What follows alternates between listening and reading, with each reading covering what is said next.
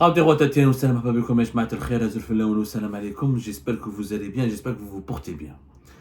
La formation ou l'affaire qui nous a été révélée hier par l'APS, l'organe médiatique attitré de l'État algérien, porte-parole officiel du pouvoir algérien, puisqu'il s'agit de l'agence de presse gouvernementale, concernant le refoulement par la France de la femme de l'ambassadeur algérien au Mali, M. Kamel Rtaïb, a fait l'effet d'une bombe. Et la polémique ne cesse d'enfler, puisque les autorités algériennes, à travers l'APS, parlent d'humiliation, parlent d'une mesure anti-algérienne, algérophobe, parlent d'une provocation de trop, parlent d'une Algérie qui est victime d'un double langage de l'État français. D'un côté, le président Emmanuel Macron qui veut l'apaisement, de l'autre côté, le ministre de l'Intérieur qui provoque et qui, soi-disant, humilie ou méprise ou s'en prend à la dignité de certaines Algériennes et de certains Algériens. L'Algérie qui promet une riposte. On a expliqué suffisamment les tenants et les aboutissants de cette affaire, je ne vais pas revenir là-dessus, et on a expliqué calmement la France n'a commis aucun tort, et qu'être refoulé du territoire d'un pays étranger, pour des raisons bien précises, parce que certaines conditions et certaines exigences permettant l'entrée sur le territoire français ne sont pas satisfaites, certaines conditions ne sont pas réunies convenablement, il n'y a pas de honte, je ne vois pas où est l'humiliation. Je le dis, je répète. Sauf si cette femme, est-ce que la femme de l'ambassadeur d'Algérie au Mali, est-ce qu'on lui a mal parlé, est-ce qu'on lui a manqué de respect, est-ce qu'on l'a maltraité? Ça, l'APS ne le dit pas. Si c'était vrai, elle l'aurait dit l'APS. Je ne pense pas que l'APS se serait privée de rapporter les dérives des autorités françaises. Je ne pense pas qu'il y ait eu une dérive, parce qu'encore une fois, l'entrée sur le territoire d'un autre pays, c'est une faveur, ce n'est pas un droit.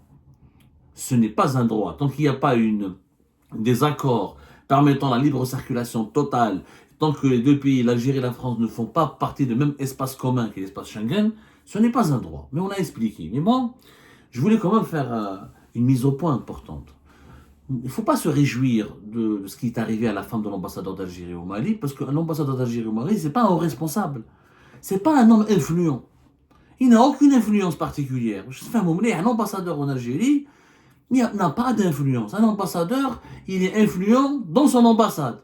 À l'extérieur des murs de son ambassade, il n'a pas d'influence. Il n'a pas d'influence sur le président de la République, il n'a pas d'influence sur le chef d'état-major de l'armée, il n'a pas d'influence sur la politique externe du pays, ni sur la politique interne du pays. C'est juste un diplomate qui fait de son mieux pour mieux représenter l'image et pour mieux défendre l'image de son pays et les intérêts de l'Algérie à l'étranger.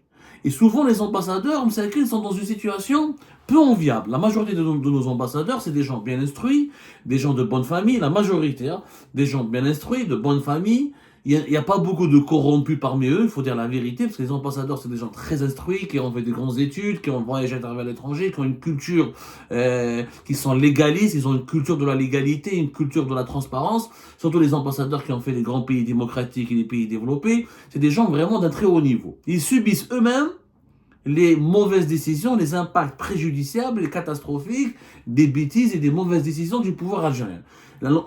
Être ambassadeur d'Algérie, c'est souvent passer son temps à limiter les dégâts des mauvaises décisions de ses dirigeants qu'à défendre une certaine feuille de route ou faire avancer la cause de l'Algérie à l'étranger. Parce que les ambassadeurs sont rarement consultés. Quand ils sont consultés à titre informatif ou consultatif.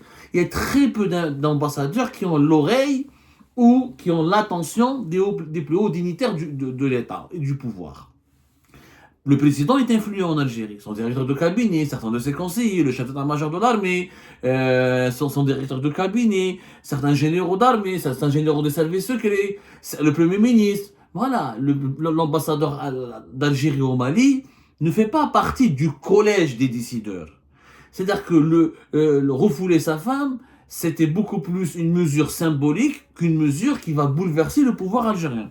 Elle ne va pas lui bouleverser, parce que pour eux, c'est qu'un ambassadeur. Déjà, je connais l'ambassadeur d'Algérie au Mali. Ni il siège au Conseil de sécurité, ni il fait partie du cabinet de Tebboune, ni il fait partie du cercle restreint des personnes qui prennent les décisions.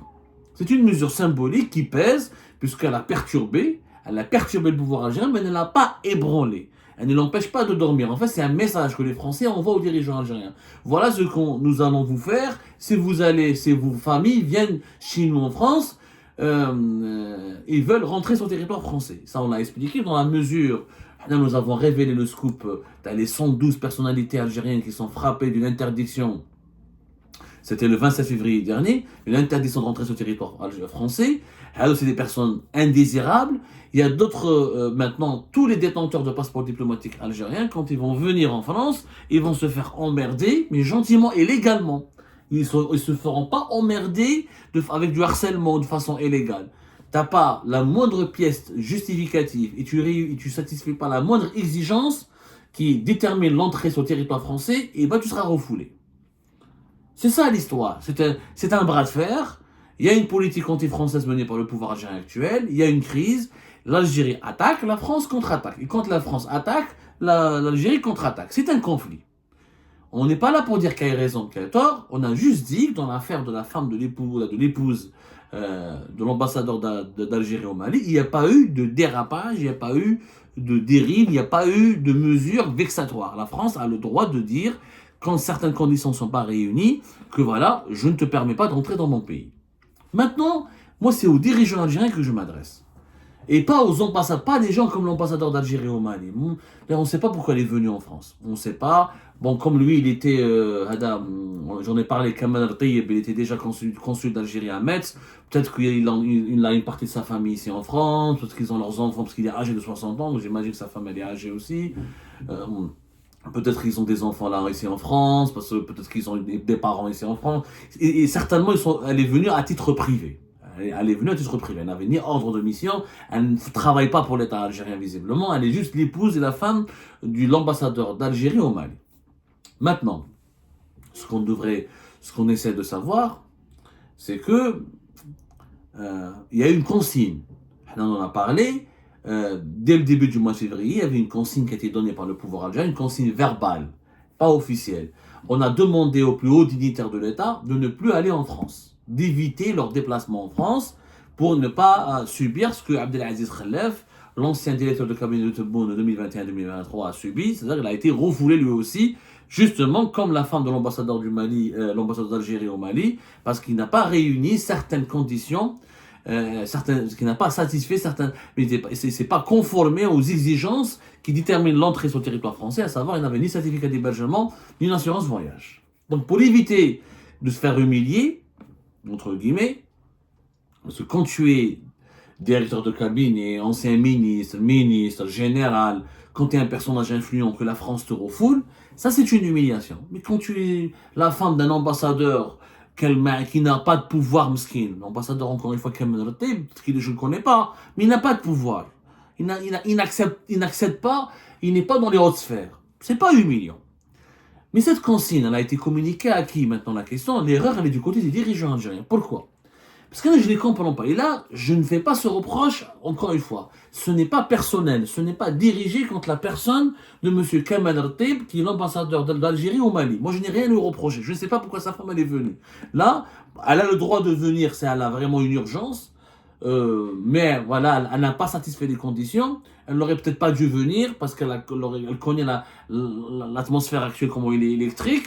Et peut-être qu'elle ne savait pas qu'il y avait une consigne pour les dirigeants de l'État de ne pas venir. Comme son mari n'est pas un dirigeant d'État, c'est un ambassadeur, c'est un diplomate, mais un diplomate de second rang. C'est pas le secrétaire général du ministère des Affaires étrangères, c'est pas le directeur de cabinet du ministère des Affaires étrangères, c'est pas le ministre des Affaires étrangères. Donc elle pensait pas qu'elle allait subir une mesure une restriction d'accès au territoire français.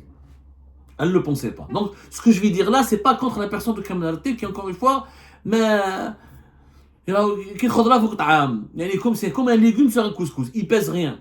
Moi, ce que je ne comprends pas, c'est que pourquoi l'État algérien ne fait pas un texte officiel, une note écrite, pas verbale, où tous les diplomates algériens, ou tous les dirigeants algériens ne doivent pas venir en France. Pour une raison simple. La France, vous ne l'aimez pas. Vous la diabolisez tout le temps. Vous dites que c'est l'extrême droite. Vous dites que c'est l'extrême droite, qu'il y a une guerre de clans entre le président français et l'extrême droite. que l'Algérie est victime d'un double langage, et qu'elle ne peut pas rester les bras croisés, et que l'extrême droite, elle veut insulter, vilipender, humilier l'Algérie, la rabaisser, qu'il y a un complot contre l'Algérie en France, que la France cible l'Algérie, cible particulière, que les dirigeants français veulent faire du mal à l'Algérie, à sa souveraineté, à sa sécurité nationale, des complots, du terrorisme, une campagne médiatique, alliance avec l'ennemi du Maroc, l'ennemi marocain, l'ennemi de l'Algérie. La France est devenue le mal absolu quand on voit ce que la presse algérienne raconte, ce que les dirigeants algériens racontent. Le Sénat algérien qui a rompu ses relations avec le Sénat français. Bruno Retailleau, c'est un algérophobe, puisqu'il y a des algérophobes qui sont au pouvoir en France. Alors, ne venez pas boycotter la France. La France, vous ne l'aimez pas, boycottez-la. Pourquoi les dirigeants algériens ont encore des liens avec la France? Pourquoi vous vous sentez obligé de venir encore? Parce que ce qui est arrivé à la femme de l'ambassadeur d'Algérie au Mali, j'espère qu'elle servira de leçon aux autres.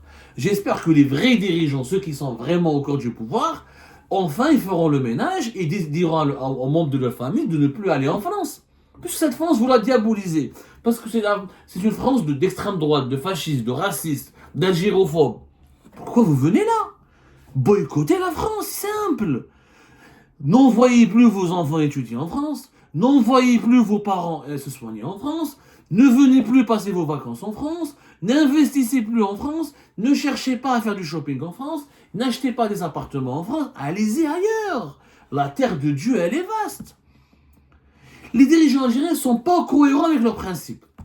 D'un côté, ils diabolisent la France. Ils disent qu'elle est devenue algérophobe et qu'il y a l'emprise de l'extrême droite.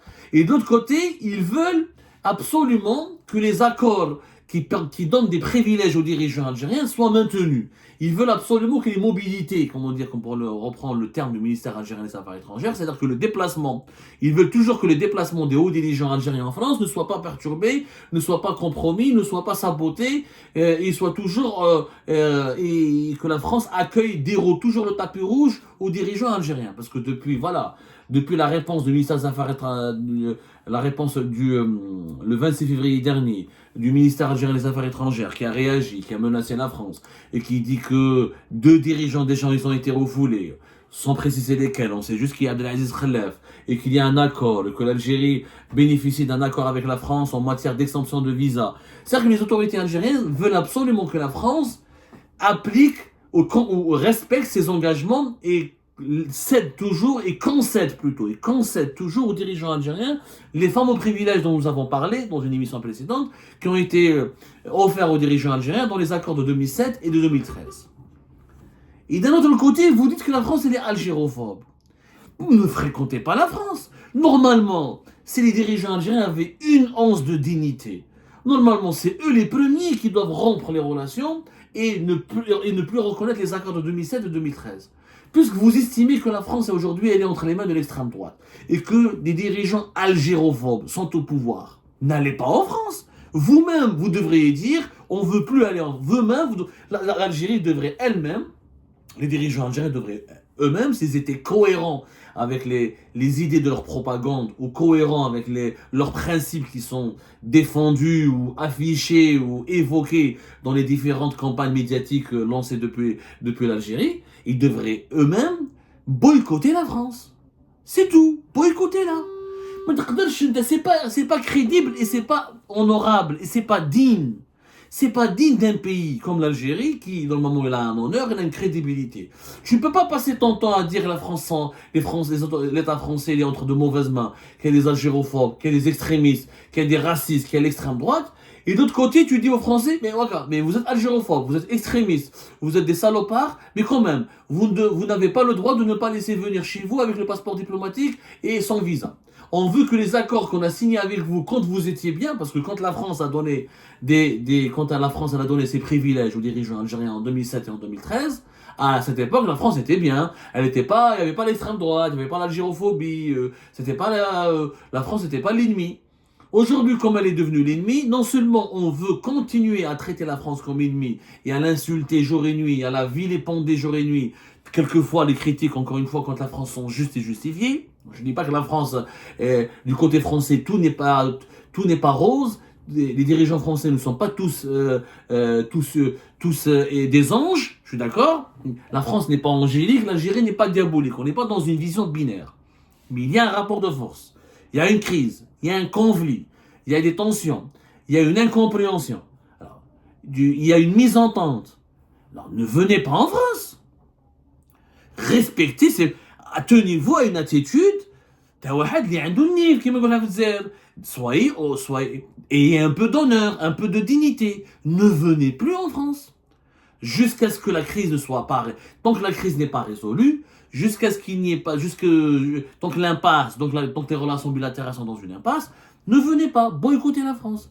Mais tu peux pas venir dans le pays de l'extrême droite et de l'algérophobie, alors, et tout en profitant de la France et de son train de vie, de ses conditions de vie et de ses, je sais pas quoi, de son environnement, de sa qualité de vie, et à la fin, tu continues à critiquer la France, ils sont racistes. Qu'est-ce que tu fous chez les racistes? Parce qu'ils sont racistes, ils sont xénophobes, ils sont l'extrême droite. Mais qu'est-ce que tu fous là alors? Ne viens pas ici. C'est de la cohérence. Il faut vraiment être cohérent avec la conduite des dirigeants algériens, elle est incohérente. Et quand une conduite elle est incohérente, ça discrédite le pouvoir algérien, ça discrédite l'État algérien. Parce qu'un observateur étranger, il ne comprend rien comprendre. On passe notre temps à dire que les Français nous ont colonisés, c'est des salopards, ils nous ont tués, ils nous ont martyrisés, ils nous ont fait du mal, et ils nous détestent, ils sont racistes, et c'est l'extrême droite, ils sont fascistes, mais on veut tous venir chez eux. Mais c'est un rapport schizophrénique. À un moment donné, les observateurs étrangers vont dire, mais vous soyez rationnels, vous voulez quoi à la fin de la France? Vous ne l'aimez pas, boycottez-la. Boycottez-la. La terre de Dieu, elle est vaste. Le problème, c'est que les dirigeants algériens n'ont pas les mêmes accords avec les autres grands pays. Aucun des grands pays, c'est-à-dire développés, riches, industrialisés, qui est une grande destination touristique, n'a offert aux dirigeants algériens les mêmes privilèges dont ils jouissent depuis 2007 et 2013. Aucun. Ni les États-Unis d'Amérique, ni l'Angleterre, ni l'Allemagne, ni etc. n'offrent à l'Algérie, ni le Japon, ni encore moins la Chine et la Russie. Encore moins la Chine et la Russie n'offrent à l'Algérie la possibilité pour tous ces dirigeants de venir rester et passer des vacances et séjourner et résider sur leur territoire pendant 3 mois pour chaque 6 mois. C'est un privilège qu'aucun autre pays au monde n'a donné aux dirigeants algériens. هذاك ما يقول لك الجزائريه ياكل غله ويسب المله. انا راني داكور معكم فرنسا elle est en crise, il y a l'extrême droite, où nous avons des problèmes avec elle. Ne restons pas en France. Ne venez pas en France, boycottez la France. C'est tout. Soyez cohérents avec vos principes.